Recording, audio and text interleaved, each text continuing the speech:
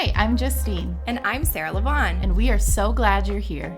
We believe that your life has the potential to make a deep, meaningful impact on the world around you. You, as a nurse, have the ability to add value to every single person and patient you touch. We want to inspire you with resources, education, and stories to support you to live your absolute best life, both in and outside of work. But don't expect perfection over here. We're just here to have some conversations about anything birth, work, and life, trying to add some happy to your hour as we all grow together. By nurses, for nurses, this is Happy Hour with Bundle Birth Nurses. Our role and responsibility as labor and delivery nurses is enormous. Think about this. You get to enter into the most important, if not one of the most important days of these families' lives. And for us, it's easy, especially if you've been doing this for a while, to walk in and be like, oh, there's something else happening outside the room, or I'm not getting along with my coworker, or I didn't get the raise that I wanted, or I just had my annual eval and now I'm like totally thrown by it. But when you walk in those rooms, for these families, this is a milestone on the timeline of their life. And so I think if we recognize that, and we're going to have a conversation about that today, of our responsibility as labor and delivery nurses.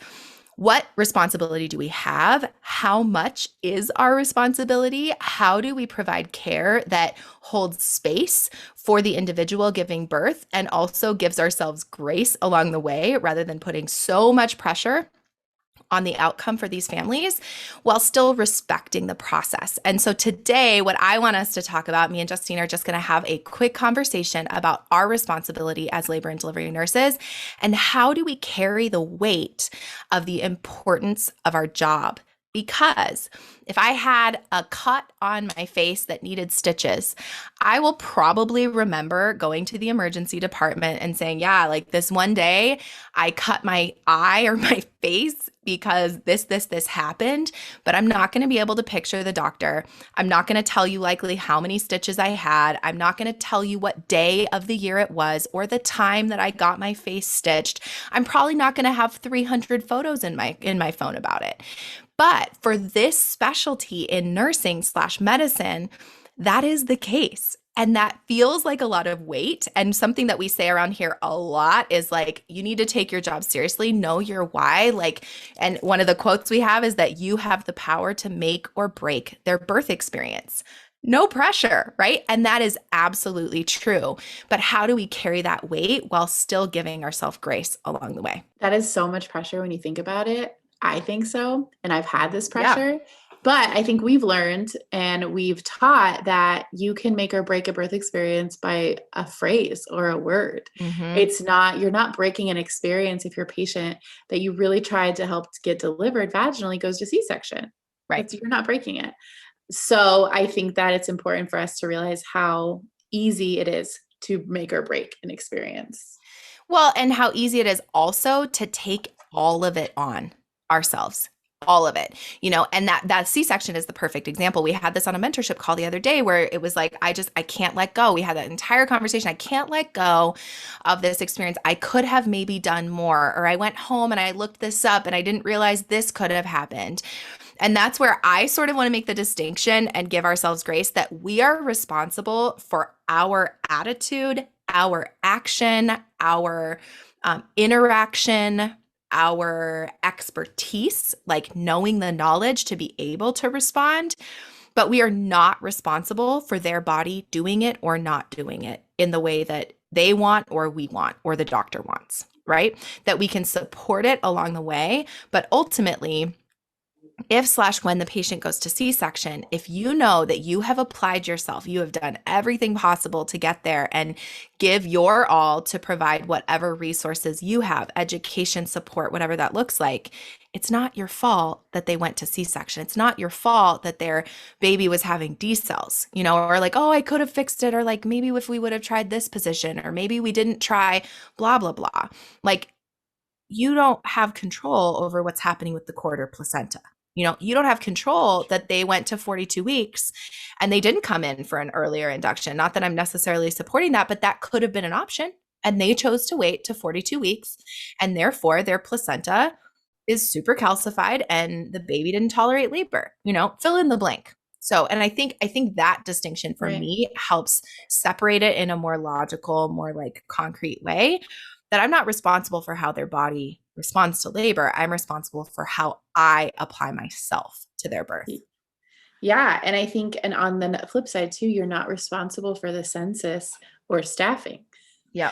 You are not, that's a good one. It's not your fault that you have 2 laboring patients, but it doesn't mean that you can't do anything, I think, too. And I think that sometimes when we get those 2 patients, it could be super overwhelming. I know I went on a little rant on IG the other day.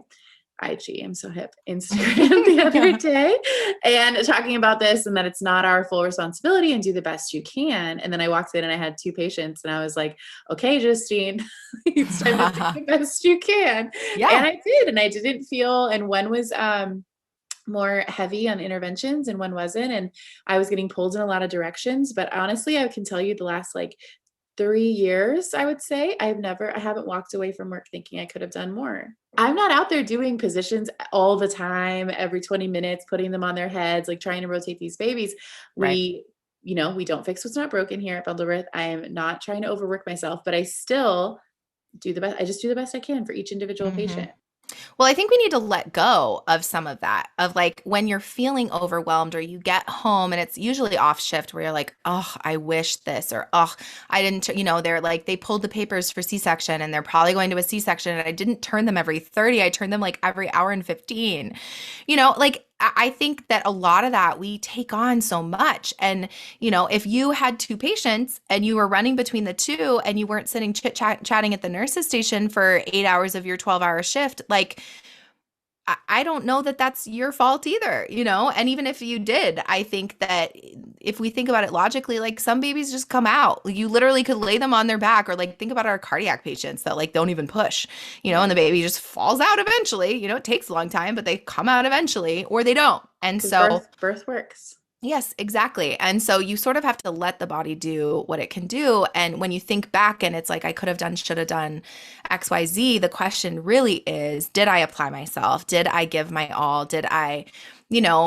do what I could that day? And your all may look different from one day to the next. And I think that's okay. And I think we need to give ourselves a lot more grace when it comes to our all, quote unquote. For sure. Your day 3 of 3, your all looks very different. Right. Than the first day. And that's okay, like you said. Right. But when when push comes to shove and they recheck them 4 hours later and they're still 6 centimeters and the doctor identifies it as OP, did you apply yourself in that circumstance? Did you go right? And have you applied yourself prior to have the skills, which come to our physiologic birth class if you haven't? But also okay, now it's on. I'm fixing what's broken. Again, never saying that to a patient, but in your mind, for the sake of the phrase, it's something is upset. There is something getting in the way. Let me use my nursing skills to assess the situation and provide some quote unquote interventions. We're not talking AROM. We're not talking necessarily PIT maybe, but some nursing interventions, simple things to help support their labor forward.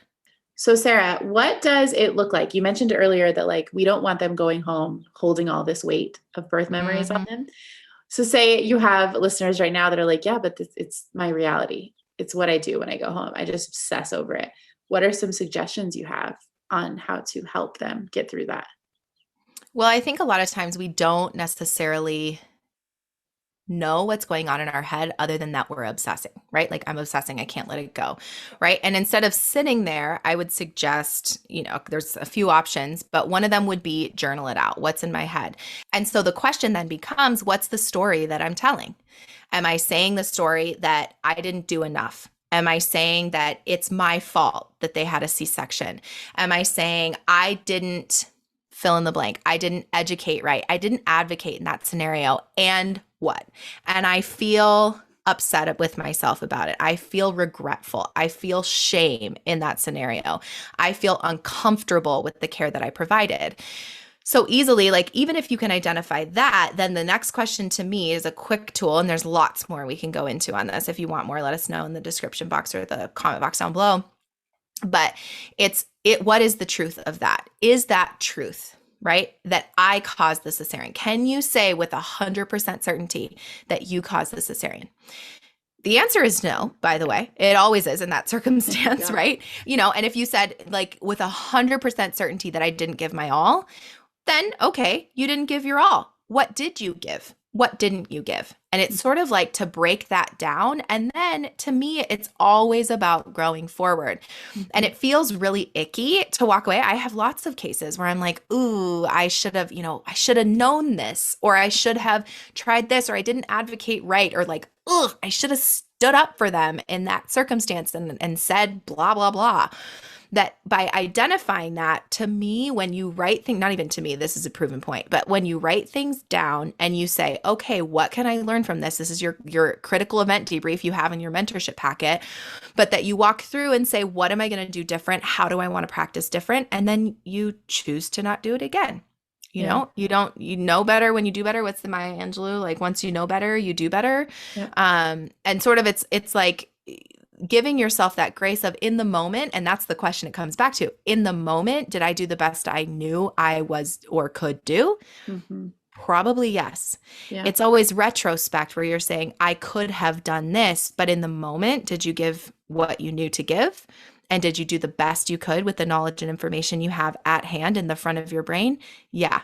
So then how do we move out of that story, extract the truth? The truth is, I did the best I could in that moment. The truth is, I felt overwhelmed by that circumstance. The truth is, I haven't done the education to be ready for that OP baby or for that shoulder dystocia or whatever.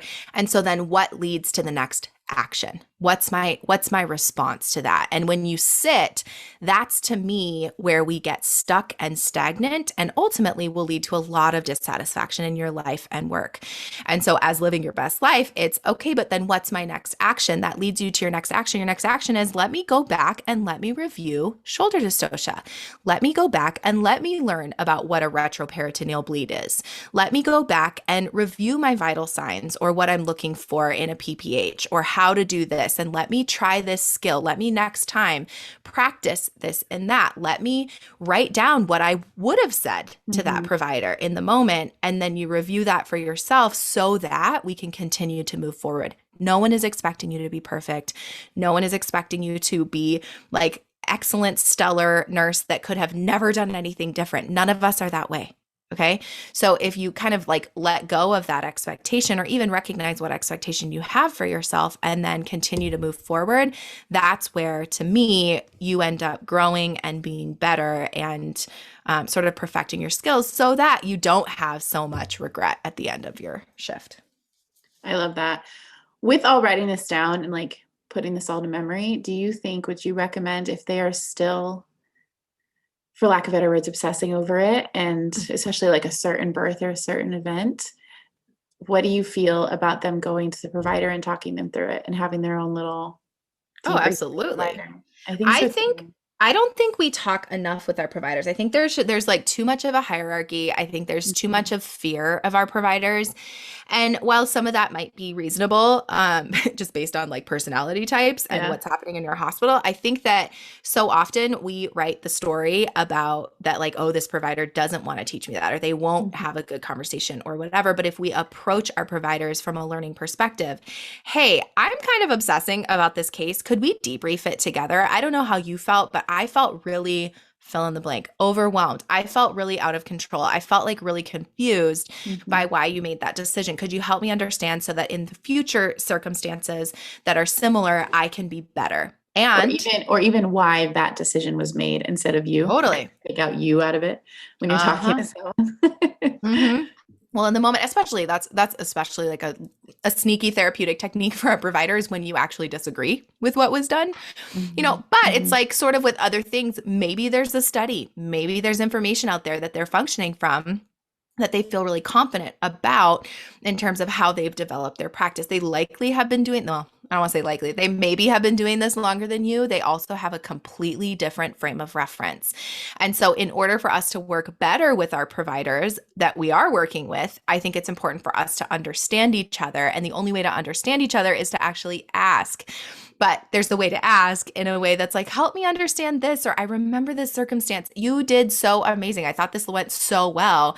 Can you help me understand, why you made that decision in that circumstance for my own learning later, etc. Yeah, that's huge. My own learning later. I'm still learning. I just want to learn. Yep. Yeah, I love that. So if you learned anything from this episode, I hope that you learned that you are not responsible for an entire birth memory. That feeling can feel very overwhelming to think that it is you and it is up to you to be that bundle birth nurse and make sure every patient walks away whole and with no trauma and a perfect birth memory, but it's not all on you. And we want to make you understand that it's not all on you. We hope, though, that if you do go home at the end of the day worried about things or stressed about different cases and different deliveries, that you take some time to reflect on it. Why do you feel this way? Why did this outcome affect you so much? Was it because of a certain order that was made that you felt like you didn't say enough for? Was it because you didn't know the information? Was it because you felt like you didn't have the skills to help that patient in that specific scenario? And then from that, grow from that. We want you to be continually growing and changing because it's up to you out there to change obstetrics. No pressure. No pressure. The more we grow and change and collaborate with our teams, the better outcomes our patients are going to have. And so reflect on that, grow from that, talk to your providers, talk to your team, because all in all, we want you guys to be able to separate work and life and live your best life. Thanks for spending your time with us during this hour of Happy Hour with Bundle Birth Nurses. If you enjoyed this podcast, it helps us if you subscribe, rate, or leave a raving review and share this episode with a friend. If you need more from us or want more from us, head to bundlebirthnurses.com or follow us on Instagram. Now it's your turn to take what you learned today, apply it to your life, and give your best self as you take care of your patients. We'll see you next time at Happy Hour with Bundle Birth Nurses.